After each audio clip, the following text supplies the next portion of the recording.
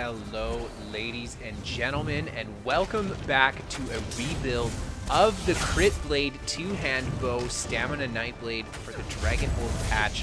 And this rebuild, I have gone with just an insane amount of damage on this build because, well, we've gone away from the dot meta. We had a lot of durability in the last iteration, and I thought to myself, we can drop that, and I decided that full divines was probably the way to go. So we are rocking 131% critical damage on this build. If we switch out our primary damage set to the Archer's Mind, we would have 146% critical damage on the Critblade. So I hope that you guys enjoyed this rebuild. I have really enjoyed playing this during the Dragonhold patch. It's just shredding through everything, even the tankier targets. We just cut through them like butter. So I hope that you guys enjoy. And last but not least, we have got a full written guide on my website. If you guys want to check it out, KristoferESO.com. There is a link in the description below. We, of course, have gameplay footage at the end of the video for you guys, so be sure to check that out too. And without further ado, let's begin.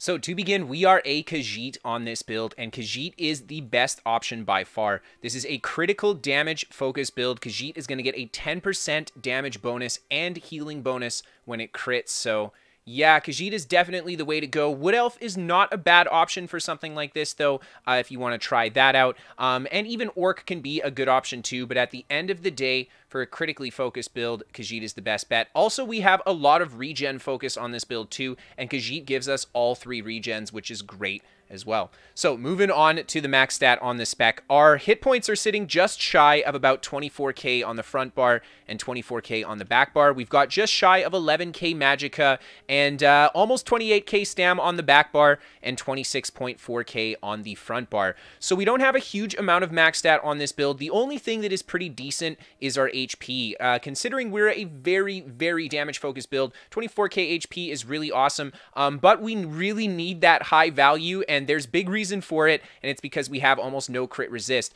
Now, taking a look at the regen of this build, I'm going to buff up with the potion so you guys can see our regens. We have got 1366 magicka recovery, 1206 health recovery, and 2542 stamina recovery. And of course, when our Troll King set procs, we're going to sit at around 3,300 health recovery on this build. And when we sprint for the Windrunning passive, we can get up to 3,700 health recovery.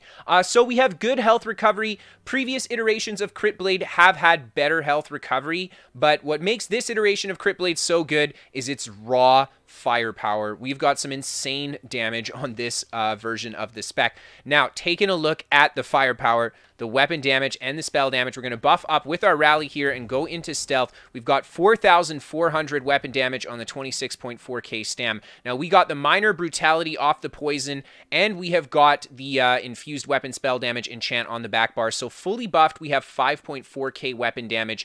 With our 26k stam, we've got some really good base offensive stats for this critically focused build. Now, our weapon crit on this build is a little bit lower at 53%. Now, we do get the minor crit bonus, so this does go up to 60% weapon crit. I think it's 59 on the dot, actually, for this build. So we've got a good amount of weapon crit to go into it, plus the guaranteed crit coming out of our cloak. But the big kicker here is the stat that we don't see, our critical damage. Fully buffed on this build, we have got 131% additional critical damage. Yeah, we got a lot going into it. We're going to go over where all of that's coming from, but we are packing some serious firepower on this build this patch, and you guys will see in the footage. Even against the really tanky stuff that you see in Dragonhold, I feel like this is the way to go. Now let's look at the worst stats that this build has to offer, and that is going to be our defensive stats. Yeah, man, 19k physical spell resist and 1497 crit resist. This is all from our champion points. We have no impenetrable on, so that is why we have no crit resist on this build.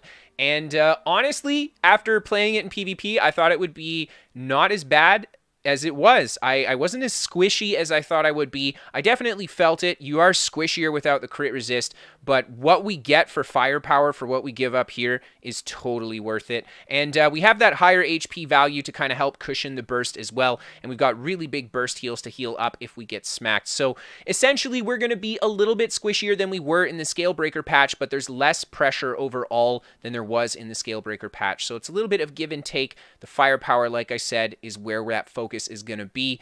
Taking a look at the Mundus, we've got the Shadow at 19% critical damage. There's no Mundus in the game that will give you almost 20% damage bonus.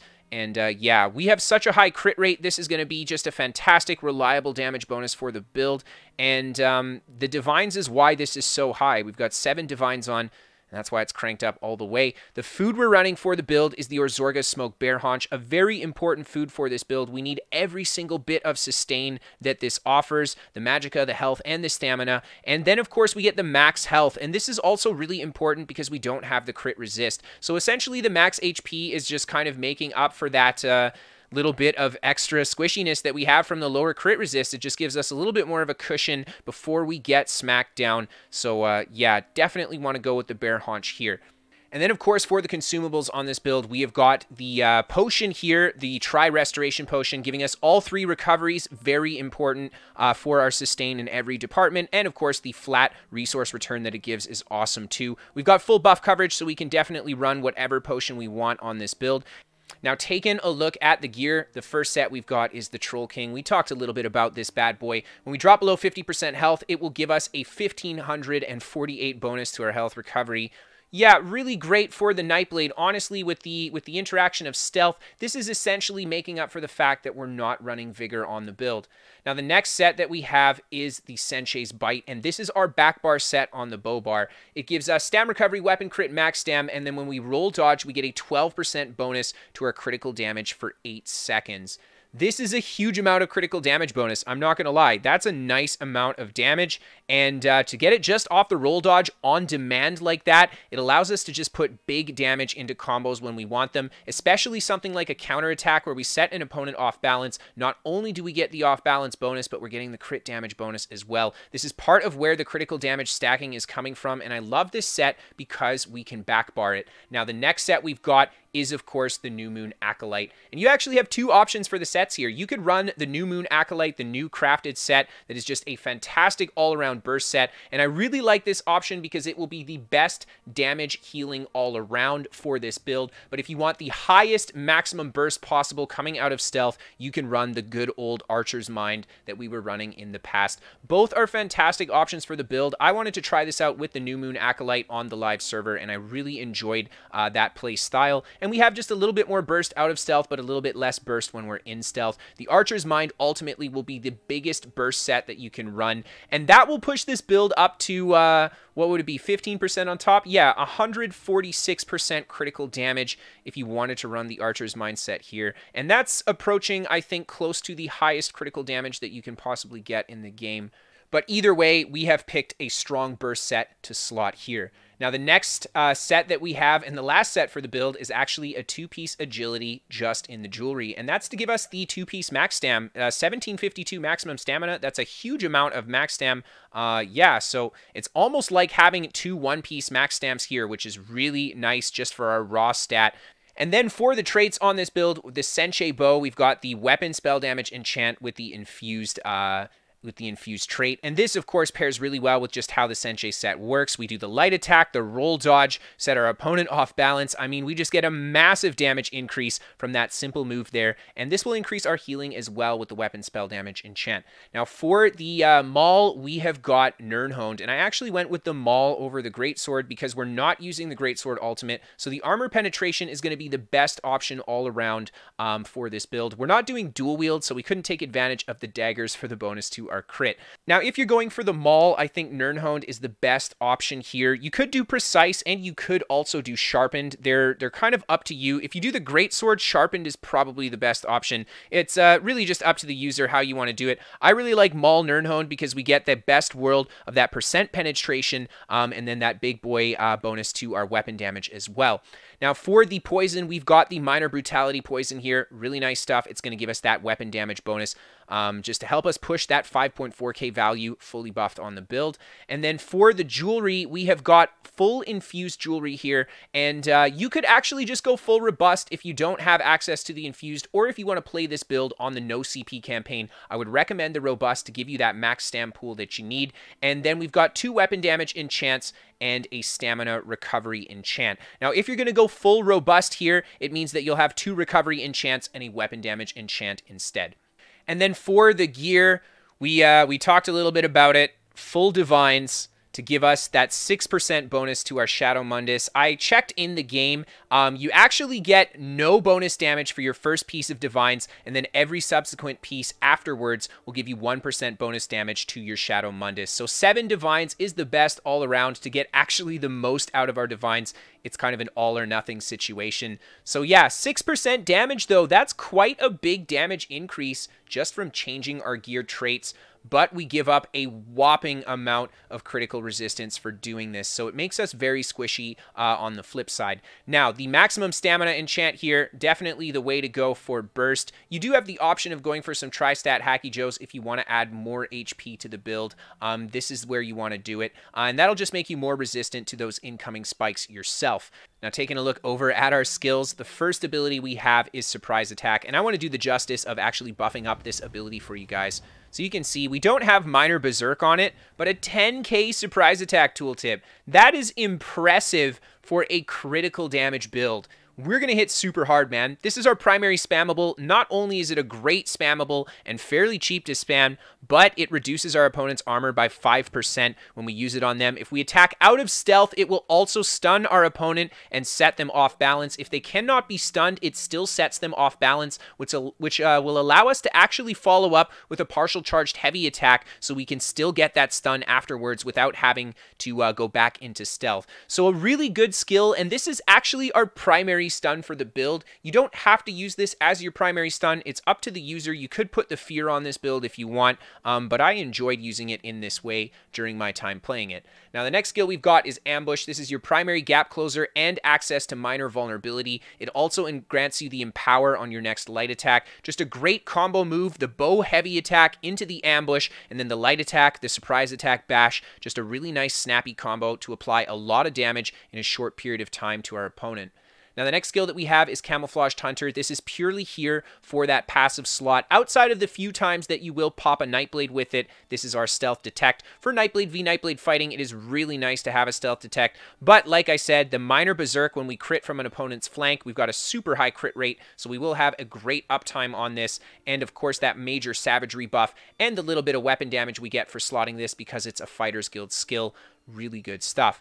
Now, the next skill that we have is Rally, and this is your primary burst heal for the build, as well as access to the weapon damage buff and the minor endurance buff. We got a lot of stamina recovery, so minor endurance goes really far on this build. The major brutality, of course, important for a damage build in general, and the burst heal off this, thanks to our high crit rate, and we're a Khajiit, and we have pretty good healing crit modifiers, we get a really strong crit heal. We can almost full heal ourselves with the Rally very reliably on this build. As long as you keep the Rally up, you got some really good healing power. And this, of course, will proc your Troll King set, giving you that kind of Vigor-esque effect when you get all that health recovery going on the spec. Now, the next ability we've got is Relentless Focus, and this one's your flex skill. You can put the Fighter's Guild Fear here if you want to have access to another stun. I say the Fighter's Guild Fear because it gives you the weapon damage bonus. You can go for the Shadow Fear if you want, but you don't get a critical or weapon damage bonus for slotting it on your front bar, and that's really what we're going for here. The Relentless Focus, though, it is an assassin skill, so it gives us a little bit more crit chance on our front bar for slotting, and of course, it does so much damage. Look at this nice beefy tooltip. 18.8k on our critical damage build. This is our strongest single target attack on the spec when we get the Spectral Bow going, and it's a ranged attack. So much damage from this bad boy. Really just a fantastic burst skill for the build, and because we're really squishy, the damage reduction that this offers is fairly important too, just to keep up as often as we can.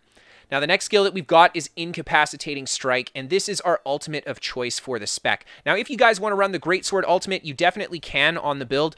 You lose out on that little bit of additional crit chance, like I said, because this is an assassination skill. We get 2% crit for slotting it here, but the Incap Strike is still just a fantastic burst choice, and I liked it for the Critblade because it has a little bit more synergy with the crits. While slotted on the front bar, we also gain the Reeve, so we get a little bit more resource back while attacking with our light attacks on the front bar, which is nice here. And of course, if we get up to 120 ultimate, this will silence our opponent, making it so they can't cast any magicka abilities, which is really strong stuff too. The cast time on this, of course, is not the best, but we are a Nightblade, so we can come out of stealth. So that's why I think that it's acceptable to have the cast time, at least because we can deliver it when our opponent maybe doesn't know that it's coming. Now, taking a look at the back bar, the first ability we have is Poison Injection, and this is the primary damage over time for the build. This is just kind of one of your wear and tear skills, and it doesn't do a huge amount of damage. You can see we have a fairly low tooltip on it, 6,700 damage on the damage over time, but of course it deals more damage as it ticks when your opponent's health drops, and it's that combo tick that we're looking for, and yeah, it just plays into the pressure of this build. If you want to run a different kind of offensive skill to apply more pressure, you can definitely switch out Poison Injection here if you want. The next skill we have is Reaper's Mark, and I really like Reaper's Mark for the Nightblade. There's a few reasons why I choose the Reaper's Mark morph as well. This is, of course, going to apply the major Fracture and Breach to your opponent, reducing their physical spell resist by 5,300 for 20 seconds. This is important to just increase our outgoing burst against them. You won't always Reaper's Mark Poison Injection people. These skills are kind of saved for those really tanky targets that your single combo is not enough to take down. Squishier target, you just want to hit with your burst right away and not give them the heads up that they're coming. But when you use this skill, it'll butter your opponent up, and you can pop this on things like a Necromancer's Pet to give you easy access to the major Berserk, which is really nice too, and that's kind of why I've gone for the Reaper's Mark morph. And of course, this bad boy is free to cast, making it just a great supplementary burst skill that doesn't cost you anything. And then for the next ability, we've got Race Against Time. Very important for a few things on this build. The Minor Force for that 10% critical damage, we've got to have it. And then, of course, that Snare Immunity. I really like playing this build with the Snare Immunity. I've played it in the past without it, but after putting Race Against Time on it, man, it's so nice. You can just like sprint away from those heavy snares and stuff and just rely on the health regen and the rally and a few dodge rolls to actually stay alive. And it works quite well even on the squishier spec. So I really like having access to that on the build. But of course, the important buff here we get is that Minor Force. And then the next skill we've got is Shadow Image. Such a great juke skill for the build. It'll apply minor maim to our target as well, making them deal less damage to us. And it deals a little bit of damage over time to our target, but not a super huge amount. The big thing that we got here is the teleport back to where we set the shade. You guys will see in the footage how important this skill is, especially with how common stealth detects are in PvP. Having access to the Shadow Image as well just gives you another tool in your arsenal to play that kind of line of sight kite game on the Nightblade and juke your opponents out. And then, of course, we've got Shadowy Disguise. This is access to our invisibility. It will proc our armor buff as well, being a shadow skill when we use it. And last but not least, a guaranteed critical hit coming out of stealth. Fantastic for a build like this. Oh my god, couldn't ask for more. And then, of course, we've got Temporal Guard for the ultimate. This is more of a passive slot for the minor protection than anything. We are very squishy, so having that passive little bit of protection will go a long way. And then, of course, we can use the ultimate to teleport back to where we were, but we do have the Shade, so more often than not, you'll be using the Shade and your offensive ult on this build and relying on this guy more for the passive utility that it provides. Now let's take a look at the champion points on the build. Starting off in the tower tree, we've got 34 Warlord and 5 in Bashing Focus. We got to break free and we got to bash on the build. I think this is a pretty decent spread. I'm on the PTS right now. On the live server, I had a little bit more in Warlord and Bashing Focus than I do here, but it doesn't really matter. In the Lover tree, we've got 64 Mooncalf, 23 Arcanist, and 64 in Healthy. Now, this is where I had some points in Healthy over here instead. You can definitely really stack your Healthy tree. It's really up to the user how much you want to get out of your health recovery, but you really want to focus on these two. A little bit in Arcanist too, because we do want that Magicka recovery. We do have a pretty decent amount of that as well. The important passive we get is Wind Running, the movement speed, and the increase to our health and Magicka recovery while sprinting. The health recovery in particular will sprint a lot lot on this build, and that's like 400 additional health recovery while sprinting, so actually quite a good passive. And then taking a look at the Shadow, we have got 40 in Tumbling and 40 in Shadow Ward. Nice even split here. We have to block and we have to dodge. We're very squishy, so we need to use our utilities available to us to stay alive. Even though we're in medium armor, block is still really important. Now, taking a look at our blue trees, we of course have nothing in the Apprentice because we don't have any mag skills. In the Atronach, we got the 81 Mastered Arms, 39 Physical Weapon Expert. This is definitely what you want to do. You get the Tactician passive as well to set our opponents off balance. Now, you don't need to get the Tactician for the off balance here. You could actually forego Physical Weapon Expert entirely and dump these points over here if you want. It's kind of up to the user how you want to do this. I really like having the off balance on the dodge roll though, because it's just a really reliable defensive move to stun people who are chasing you down. This is kind of a sustain / damage passive to get. It's really important in my opinion, and that's why I always put the points in the Physical Weapon Expert. We do have the Empower as well, so our light attack deals a lot of damage when we do our combo properly too. And then taking a look at the Ritual, we got the nice even spread, 51, 50, 49. We don't focus super heavily on the critical damage here because it is our champion points, and having the even spread here is more beneficial even though we are a critically focused build. If we were to take the points out of Physical Weapon Expert, I would start focusing more on Precise Strike past this 50-point mark. Now, the important passive we get here, of course, is Perfect Strike. We need that bonus to our crit chance. The Exploiter for the 10% damage bonus against an off-balance opponent. We got off-balance from our Surprise Attack and our Dodge Roll, so lots of access to it. And then Last Stand for that major heroism when we drop below 20% health. This is just nice to have in general for a squishy PvP build. And then taking a look at the red tree, we've got a pretty stacked steed tree. 70 resistant, 32 spell shield, 32 medium armor, and 61 in ironclad. But a big focus on resistant here, and that's because we don't have any impen. We need to have this, followed up by ironclad because direct damage is our worst nightmare because we're so squishy, and then followed up by our armor values here. Now in the lady tree, we've got 32 hardy and 32 elemental defender for the reduced incoming damage against our physical and our magical attacks as well. Nothing in thick skin because we have cloak and we have really high health recovery. This isn't a super strong dot meta patch, so we really don't need to worry about that. And then 11 in quick recovery for a little bit more healing power. And that is the build, ladies and gentlemen. All right, guys, let's get into that PvP commentary. So for the first fight here, we actually have the intro fight, but that was just the beginning of a much longer fight that ensued.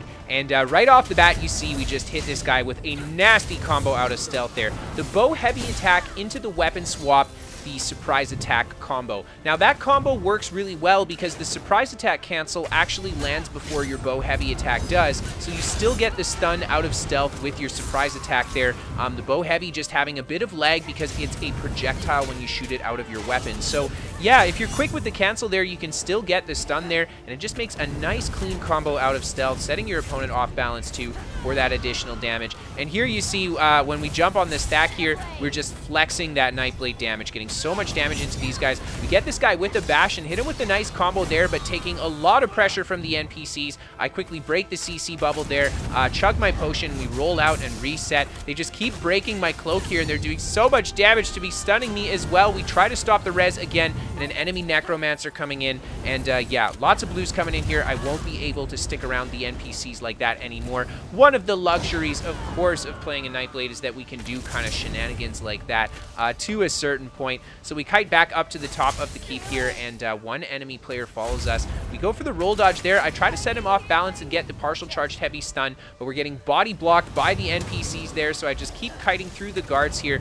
and just wait for my opportunity to get a nice clean open on him there. We get the bow heavy attack again. I don't get the combo I want, but there we land the ultimate. I try to get him with the surprise attacks there. He dodges the first one, and he jumps off the edge without even healing. The fall damage would have got him, but we still get him with the surprise attack. The next player that comes up here, an enemy Nightblade, lower level, but actually quite chunky. Out of all the targets I've been hitting, he's actually taking some of the least amount of damage, but again, he doesn't have the healing power to back up his bulk, so we just quickly cut through him after a few hits there, and we just kite around in the keep here until more blue decide to show up. I'm just picking off a few guards that I can here because, yeah, look how many NPCs we have chasing us. We are a Nightblade, but that is super annoying, and those undodgeable, unblockable 48-meter stuns, man. Holy crap, it's like fossilized on crack. And here we go. Some blue players decide to follow us up the top here. This guy comes around the corner. I dot him up with the poison injection, hit him with the surprise attack out of stealth there. He goes for his negate, or his necro ult, sorry. The NPC negates on top of it. I go for the shade back to the staircase there and just reset my buffs. And this guy's staying on top of me there. We just keep kiting through him, get back into stealth. And actually, that was a different blue player that had come up there. And I decide to stick around the bottom a little bit, realize quickly that we're taking more eclipses and stuff like that from the other NPCs, and I'm like, okay, we're gonna have to pull out of here and head right back up to keep. And I head back up to the top in stealth, of course, just flexing that sustain that this build has on top of that awesome damage. And the enemy necromancer follows us up to the top here. We open on him out of stealth there, hit him with our in-cap as well, and I'm just quick after doing my combo to go right back into cloak. I think something about this build, because we're in full divines, we have to be quick on our toes and just preemptively try not to get hit. So we're just keeping the pressure on this guy here, but making sure to weave our cloak in every few attacks so that he can't turn and pressure us back really hard. And here you see we're just putting enough pressure into him. He's trying to out-heal it, but man, we're getting those nice big fat crits even through his block. We're putting some good damage into him there.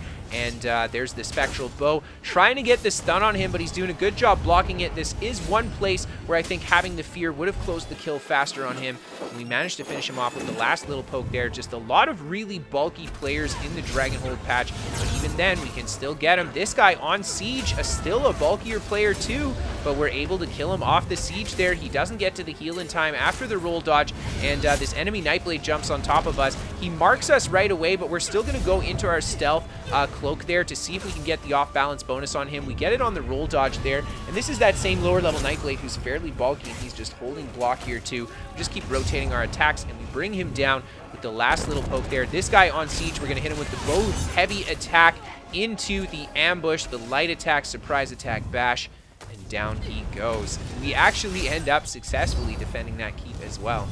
And of course, for our next clip here, we are outside this resource here that we flip. This enemy blue player shows up. We get a good combo on him there, but he responds well with his roll dodge, and we don't manage to get the finish. And we've got other blue players jumping on top of us. We quickly go back into our cloak here, stealth up again. We get the stun off in between his AoE there. Get him with the stun into the next surprise attack, and we finish that guy with just two really quick pokes. We go right back into our cloak here, and we're just going to throw down a few poison injections, throw down the mark as well. Just try to dot these guys up a little bit and go into our cloak. We get a nice surprise attack stun there into good damage. He responds with a really nice first roll, but we get him with this second attack after the next roll there, just kind of timing our surprise attack to finish him off. And now we've got the last Dragonite left to fight. Just a little bit lower on resources there as our potion comes up, and we're right back in the action. And this guy here doing quite a bit of damage. Now, something that I do want to note about this build is we did just take those guys 3v1, but we're very squishy, so even against the single target, we have to be very careful how we engage, make sure that he doesn't hit us with any big attacks here. And there we see we take a nasty 9k leap from this guy. We need that crit resist. Oh my gosh, there you see we get him with a counter stun into our ultimate. We hit him super hard with it, but he heals up right away. The enemy Templar behind him throwing him a heal as well. We quickly jump on top of that guy, Dragonite, sorry, to try to put some pressure in him too, but he responds well with his defensive abilities. This guy comes back around the corner, that off-balance stun with the partial charged heavy attack. Why I love having that CP passive there. We shoot the Spectral Bow at him, and I don't get a nice crit there, and we don't get the good combo we want, and he goes for the counter leap. We shade out of it. Good timing on the shade there. Not intentional. I didn't know that that leap was coming, but I did hold the block, expecting the incoming attack as we shaded, so we didn't get stunned. And there we see a great counter stun into big damage off our surprise attack, but we're forced to respond with the heal of our own. He's got two blue players back here, and they're going to throw him some heals as well, so we're just not going to commit to the low HP burnout like that. He turns around with the leap again. So much damage from that leap. Oh my gosh. And the enemy Templar here throwing the attacks down on us as well. We just keep kiting around the pillars here, using our mobility and showing them how much damage we can do when they let us hit them out of stealth there. We get good damage into the DK again, but these guys doing a great job working together, healing each other up. I think this is a good clip because we've got opposing builds here that are not only bulkier players who have good damage too, but they play well and they're putting a lot of pressure on us, and we're really forced to kite hard. And I think with this iteration of the Critblade, I'm not going to say it's like super crazy squishy, but it is definitely fairly squishy, and you do have to really take to heart that playstyle of you need to avoid incoming attacks as best as you can, and that's what it's for.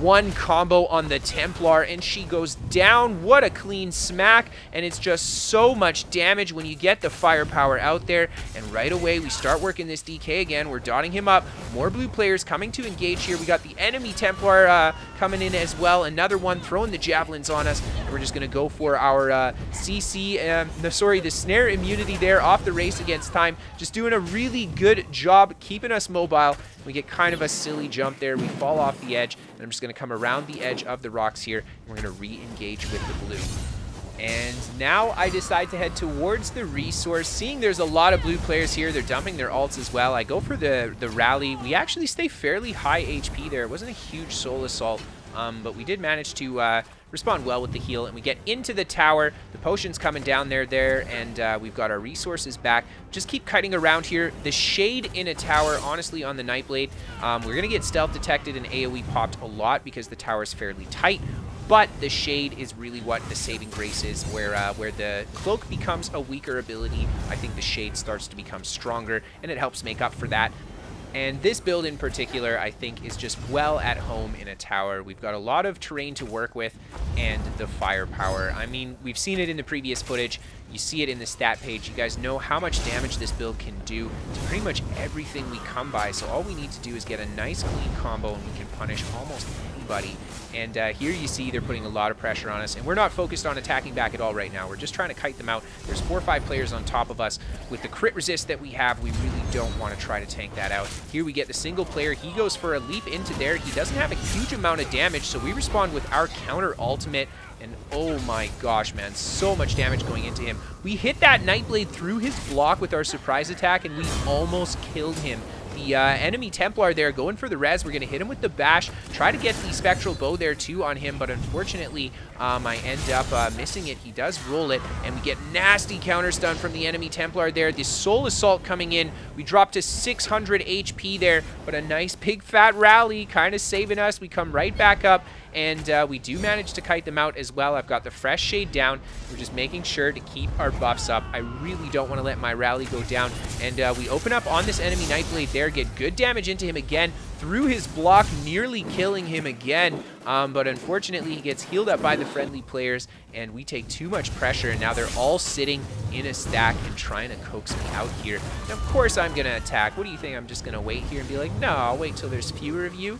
But anyhow, I'm going to let you guys enjoy the rest of this fight. If you guys enjoyed the video, be sure to hit that like button. If you're new here, hit that subscribe button. I create regular ESO content, so be sure to stick around for more builds, PvP commentaries, guides, etc. If you want to see some written guides from me, as well as a hub for pretty much all of my content, you can check out my website, KristoferESO.com. A link, of course, in the description below. And we have got a full write-up of this build on the website too, if you guys like that written format. If you guys are interested in any live gameplay, you can come check me out on Twitch, a link down in the description below. We feature top 5 PvP battles as well as other builds on the channel, so if you guys have anything that you want to send in to be featured, you can send that to KristoferESO@hotmail.com. And we are sponsored by What the Fast. They're a VPN for gamers. They give me better ping to my favorite games. They are free to try for the first 30 days, no credit card to sign up. So if you guys want to give them a shot, there's no harm, no foul. A link down in the description below as well. And finally, guys, if you really love the show and you want to help support it, you can always become a patron on Patreon.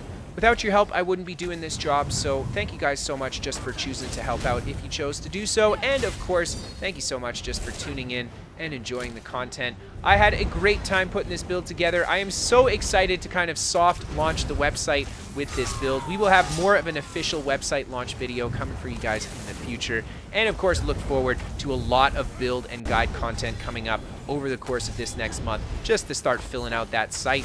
Have a great night, everybody. Enjoy the rest of the fight, and I'll see you next time.